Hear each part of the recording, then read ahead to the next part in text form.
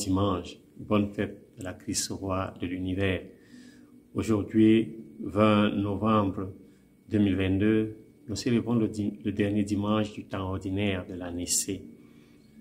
Ce 34e dimanche est généralement consacré à la fête de Christ roi de l'univers. La création du monde est le début même de l'édification du royaume de Dieu. Et ce royaume trouvera son point culminant avec l'incarnation du Fils de Dieu, Jésus-Christ. Jésus-Christ révèle la plénitude du royaume de Dieu. Tout est créé par lui et pour lui. Il est le premier-né de toute créature. Le règne ou le royaume de Dieu est présent au début de la prédication évangélique de Jésus-Christ.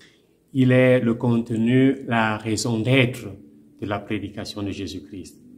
En Matthieu et en Marc, nous avons un début similaire.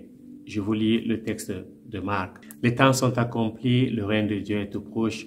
Convertissez-vous et croyez à la bonne nouvelle, croyez à l'évangile. Marc chapitre 1, verset 15. Chez Luc, l'annonce est différente. Luc fait plutôt référence à la venue d'un royaume messianique, avec des temps messianiques tels que annoncés par les prophètes. Jésus déclare, l'Esprit du Seigneur est sur moi, parce que le Seigneur m'a consacré par l'onction. Il m'a envoyé porter la bonne nouvelle aux pauvres, annoncer aux captifs la libération et aux aveugles qui retrouvent la vue, remettre en liberté les opprimés, annoncer une année favorable accordée par le Seigneur. Luc chapitre 4, versets 18 à 19. Jésus est le Messie, loin de Dieu, celui qui est consacré par l'onction de Dieu. Dans l'évangile de Jean, Jésus invite les premiers disciples à aller voir où il demeure, c'est-à-dire à aller voir la manifestation du royaume, à aller voir où le nouveau royaume, le royaume de la nouvelle alliance commence, comment il se manifeste. Par cette invitation, Jésus appelle les premiers disciples à aller voir la manifestation de ce royaume, de voir comment ce royaume se déploie, comment ce royaume naît, comment ce royaume se présente. Les 4 évangiles, donc, nous invitent à mettre comme point de départ la prédication de ce royaume de Dieu. Désormais, le royaume de Dieu est présent dans mon histoire. Le royaume de Dieu est présent dans ma vie, dans la vie de chaque femme, dans la vie de chaque homme. Comment faire donc pour que mon histoire soit partie intégrante de ce royaume que Jésus inaugure, de ce royaume que Jésus apporte? Frères et sœurs, le royaume de Dieu est présent, tournons-nous vers ce royaume, ouvrons nos cœurs à ce royaume, accueillons ce royaume. La prédication de Jésus-Christ trouve son point culminant sur le mystère de la croix. Et c'est pourquoi aujourd'hui, la liturgie nous propose de méditer sur l'événement de la crucifixion de Jésus-Christ. Car la croix est le lieu par excellence où Jésus révèle pleinement sa royauté. J'aimerais parcourir avec vous les textes de ce dimanche en nous basant sur 2 points fondamentaux. Le premier, Jésus comme roi, et le deuxième, la royauté de Jésus-Christ, le royaume de Jésus-Christ. Jésus-Christ est roi de l'univers. Il est reconnu comme tel par l'inscription que Pilate appose au-dessus de la croix. Il est reconnu comme tel par le deuxième malfaiteur qui professe sa foi en la résurrection, mais surtout sa foi en la royauté de Jésus-Christ. Dans la première lecture, David reçoit l'onction des anciens d'Israël qui lui disent « Tu es os de nos os, chair de notre chair ». Mais ce n'est pas le cas avec Jésus-Christ. Dans le cas de Jésus-Christ, les chefs du peuple, les anciens, tournent Jésus-Christ en dérision. Les soldats se moquent de lui. Le premier malfaiteur aussi l'injurie. Jésus est rejeté.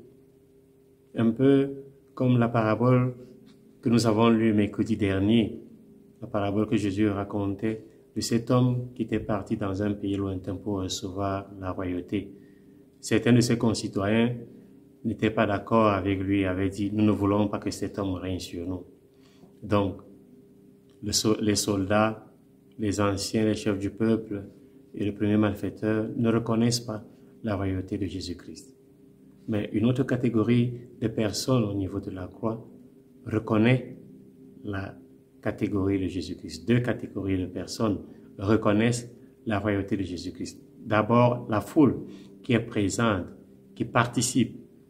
Nous traduisons, la foule était là à regarder, mais non, la foule est présente, elle participe à cet événement parce que cet événement est central dans leur foi, dans leur vie. Au pied de la croix, cette foule contemple Jésus-Christ. Elle n'est pas seulement à regarder de façon passive, mais cette foule participe à cet événement. Le verbe grec qui est utilisé en disant que la foule est debout, c'est pas une attitude juste de passivité, mais la foule participe et contemple ce qui est en train de se passer. Et il reconnaît par cette contemplation que celui qui est sur la croix n'est pas un vulgaire homme.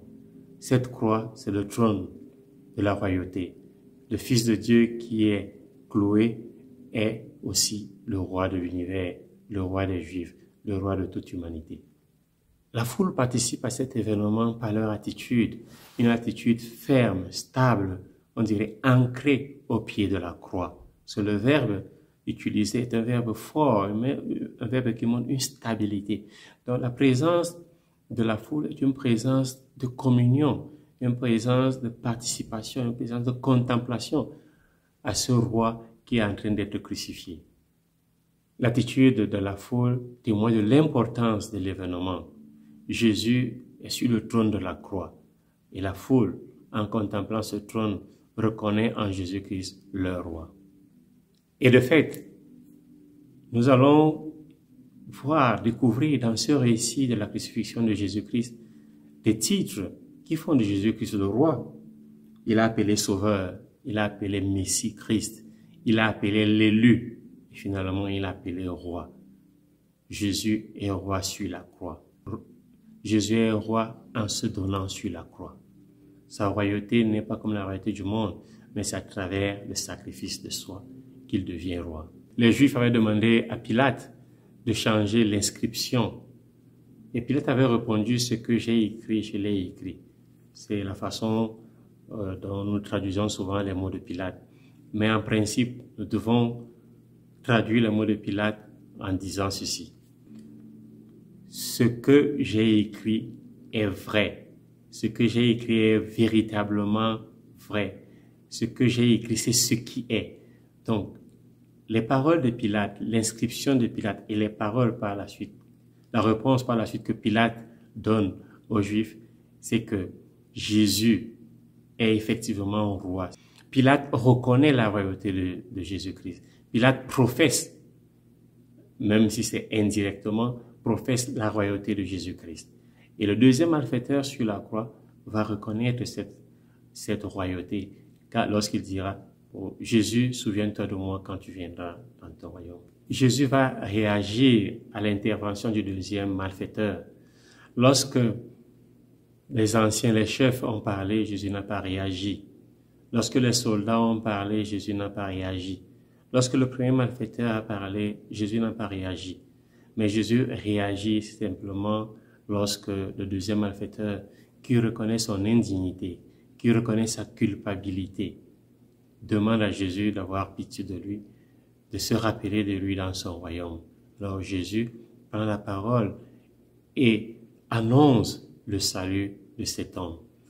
Parce que cet homme a reconnu d'une part sa culpabilité, a reconnu sa faute et d'autre part a reconnu la royauté de Jésus-Christ. Jésus veut que je sois aujourd'hui, moi aussi, dans sa compagnie, reconnaître ma faiblesse, reconnaître mes fautes, mais reconnaître aussi qu'il est le roi qui peut avoir pitié de moi, qui peut se souvenir de moi dans son royaume. Suis-je conscient que le règne de Dieu, le règne de Jésus-Christ est déjà dans ma vie? Lorsque je fais mes plans, lorsque je fais mes projets, lorsque je tiens compte de la présence du royaume des cieux dans ce monde, lorsque je suis conscient et convaincu que mes projets, mes plans contribuent à l'édification du royaume de Jésus-Christ. Et comment se présente ce royaume de Jésus-Christ? Le royaume de Jésus-Christ est comparable à une bergerie. Jésus est le bon berger. Jésus est un leader. La première lecture nous a rappelé la fonction du roi. Jésus est leader, comme David dans la première lecture. Tu seras le berger d'Israël, mon peuple. Tu seras le chef d'Israël. Peut-être c'est mieux de traduire, tu seras le leader d'Israël. Le texte fait référence aux campagnes de guerre lorsque David sortait avec le peuple et revenait avec le peuple. Donc, David, le roi David, est un berger, mais aussi il a un leader. Et ses attributs passent directement à Jésus-Christ, qui est berger, qui est leader. Le berger est provident en matière de pâturage et en matière de protection, alors que le leader est provident en matière de guide et de valeur. Mais les deux qualités, soit celle de berger que celle de leader, sont au service du peuple. Le berger, le bon berger donne sa vie pour le peuple. Le leader pense des projets pour le bonheur du peuple, pour la sanctification du peuple, pour la rédemption du peuple. Jésus est le berger, le leader. En lui, nous avons la rédemption. En lui, nous avons le pardon de nos péchés. En Jésus habite toute plénitude. En lui, nous sommes réconciliés avec le Père. En Jésus, nous sommes réconciliés avec le Père. Et cette réconciliation passe à travers son sang, passe à travers le sacrifice de la croix. Jésus nous obtient la paix pour tous les êtres, au ciel et sur terre. Jésus est le prince de la paix, qui nous apporte la paix et la réconciliation avec le Père. L'autre caractéristique du royaume de Jésus, c'est que c'est un royaume qui se manifeste maintenant, qui se manifeste aujourd'hui. Jésus dit au deuxième malfaiteur, « Aujourd'hui, tu seras avec moi au paradis. » Jésus nous invite à vivre l'aujourd'hui, à vivre le temps présent comme moment de réalisation de son royaume. Mais suis-je conscient que Jésus me veut vraiment aujourd'hui, dès maintenant, ici, dans son royaume, à construire son royaume, à édifier son royaume? La fête de la Christ roi de l'univers, c'est la fête de l'aujourd'hui, de la réalisation, de l'édification du royaume de Dieu dans ma vie, du royaume de Dieu dans mon histoire. Et la croix est le lieu par excellence de la révélation de ce royaume. Ce royaume, le règne de Dieu, le royaume de Jésus-Christ se manifeste, je l'ai dit tout à l'heure, à travers le trône de la croix. Et ce mystère de la croix m'invite à réfléchir sur une autre dimension de la parole de Jésus sur la croix. Le deuxième malfaiteur demande que Jésus se rappelle de lui lorsqu'il viendra dans son royaume. Jésus, en répondant, dit « Aujourd'hui, tu seras avec moi au paradis ». Quelle est la relation entre royaume et paradis? Le malfaiteur demande le royaume. Le malfaiteur reçoit le paradis. Qu'est-ce que le paradis? Le paradis, c'est la condition de l'homme avant le péché, la condition de l'homme au jardin de la Genèse, la condition de l'homme qui est vraiment à l'image de Dieu, innocent, saint. C'est cela le paradis. C'est cette condition première avant notre déchéance que Jésus promet aux bons malfaiteurs. Le paradis, c'est lorsque nous retrouvons notre image première, notre ressemblance primordiale, créée à l'image de Dieu, avant le péché d'Adam et Ève. Dieu, je le disais, est amour. Et cet amour primordial, cet amour non corrompu, cet amour pur, cet amour clair, cet amour clairvoyant, c'est cela le paradis. Le paradis, c'est le lieu où nous redécouvrons la seigneurie de Dieu sur la créature, sur la création et sur chacun d'entre nous. Le paradis, c'est lorsque nous redécouvrons notre vocation de Seigneur de la création. Pas Seigneur dans le sens de dominer ou d'exploiter, mais dans le sens d'administrer la création, c'est-à-dire d'être au service de la création, d'être au service de nos frères et sœurs, d'être au service du projet de Dieu. C'est cela le paradis. Lorsque nous retrouvons notre condition originelle, notre condition originale, notre condition primordiale. Le paradis, c'est le lieu où nous redécouvrons notre vocation à la seigneurie sur la création. La création comme lieu d'exercice de notre service, de notre administration sur le créé. Et la première chose à administrer, c'est notre vie à nous-mêmes, c'est la vie de nos frères et sœurs. Administrer, c'est servir, c'est se mettre disponible pour que l'autre ait la vie. Nous sommes donc administrateurs dans le paradis. Nous sommes serviteurs. Nous sommes apôtres, donc envoyés de Dieu pour servir la création, pour servir nos frères et sœurs. Le deuxième malfaiteur, le bon malfaiteur, reconnaît la seigneurie de Jésus-Christ, la royauté de Jésus-Christ. Et Jésus l'invite à participer à cette royauté, de participer à cette seigneurie. Ainsi donc, le royaume des cieux, c'est la nouvelle création, c'est la nouvelle alliance. Et Jésus nous invite à faire partie de cette nouvelle alliance. Nous pouvons évoquer un troisième élément dans ce registre du royaume de Jésus-Christ. Le troisième élément, c'est celui-ci. Dans la prière du Notre Père, nous disons que ton nom soit sanctifié, que ton règne vienne, que ta volonté soit faite sur la terre comme au ciel. Le royaume de Dieu implique donc la sanctification du nom de Dieu. Il implique la réalisation de la volonté, l'accomplissement de la volonté de Dieu. Construire le royaume de Dieu, c'est participer, édifier, contribuer à la glorification du nom de Dieu. Mais c'est aussi accomplir la volonté de Dieu. Je termine ce partage, je termine cette méditation avec cette belle parabole que je vais vous lire. Dans un royaume vivait un roi qui aimait les contes plus que tout. Cependant, en vieillissant, il s'ennuyait déjà et il avait presque entendu tous les contes possibles au cours de sa vie. Alors, il fit annoncer un jour dans tous les pays environnants, dans son royaume, qu'il invitait des gens à venir lui raconter un conte ou des contes qui ne le laisseraient pas ennuyeux et des contes qu'il n'avait jamais entendus. Alors, des conteurs sont venus de partout. Ces conteurs n'ont pas pu satisfaire les attentes de ce roi. Alors, un fermier arriva aux portes du palais, il sonna et il fut accueilli. Le pauvre fermier fut introduit à la présence du roi et il fut averti par le roi. Le roi lui dit, « Si tu me racontes une histoire intéressante, captivante, qui n'est pas ennuyeuse, et une histoire que je n'ai jamais entendue, tu seras prince.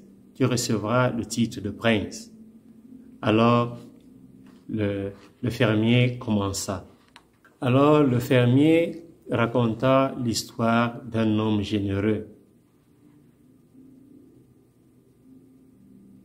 Un homme généreux qui avait des voisins qui venaient toujours mendier. Le premier voisin est venu demander des médicaments. L'homme partagea des médicaments avec celui-ci. Puis le second vint demander de la nourriture et l'homme généreux partagea la nourriture avec son voisin. Alors le fermier demanda au roi, pour l'intéresser dans le récit, « Monseigneur le roi, selon vous, le troisième voisin, lorsqu'il viendra, que demandera-t-il à l'homme généreux ?» Le roi répondit, « Peut-être de l'eau. » Le fermier répondit, « Du vin. » Le troisième voisin demanda du vin et en reçut. Le fermier demanda encore au roi, « Monseigneur le roi, selon vous, le quatrième homme, qu'est-ce qu'il demandera ?»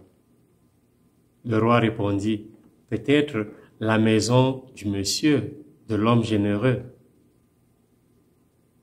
Le fermier répondit, non, un lopin de terre pour construire sa maison. Le fermier répondit, non, mais un lopin de terre, parce que ce quatrième voisin a besoin d'espace pour se construire une maison.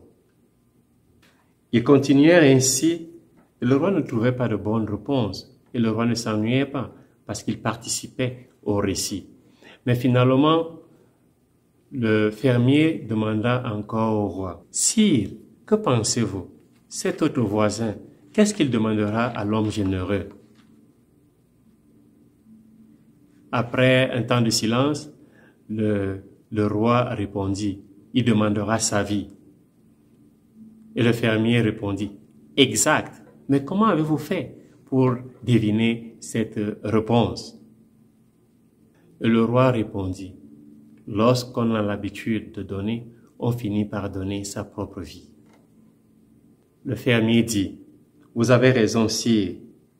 Mon compte servait à attirer ton attention sur la manière selon laquelle vous devez administrer votre royaume. » Le roi dit au fermier, « Reçois la principauté et assiste-moi dans l'administration de ce royaume, car je veux que mes citoyens soient heureux, que mes citoyens vivent dans le bonheur, qu'ils soient joyeux, qu'ils vivent dans l'amour, qu'ils vivent dans la compassion, qu'ils vivent dans la générosité, qu'ils vivent surtout dans la miséricorde, comme des amis, comme des frères et sœurs. » Alors, le fermier reçut le titre de prince et celui de vice-roi.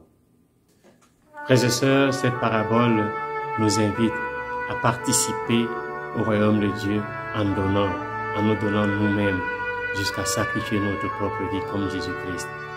Ce n'est pas un hasard si l'évangile de ce jour qui nous est proposé est l'évangile de la crucifixion. La royauté de Jésus, c'est pas la royauté du monde, c'est pas la royauté de la terre, mais c'est une royauté qui se base sur l'amour, qui se base sur le service, qui se base sur le sacrifice. Frères et sœurs, célébrer la fête du Christ, au roi de l'univers, c'est célébrer la victoire de la croix, c'est célébrer la victoire du sacrifice, la victoire du don de soi pour les autres, la victoire de l'autodonation pour le bonheur des autres. C'est célébrer chaque jour Jésus qui nous dit « Aujourd'hui, sois avec moi dans mon paradis ». C'est célébrer chaque jour cette prière où nous avons le désir de participer à l'édification du royaume des cieux. C'est célébrer la victoire de l'humilité. C'est célébrer la victoire du sacrifice du don de soi. C'est célébrer la victoire de la croix. Je termine par cette belle prière.